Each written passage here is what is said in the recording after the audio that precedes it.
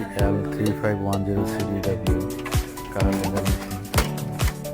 So check করতে হবে তার ঠিক আছে কিনা।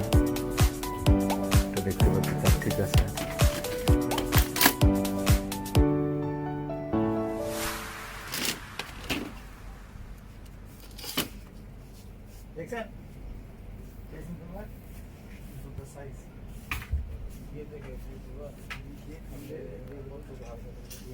ছিঁড়ে গেছে।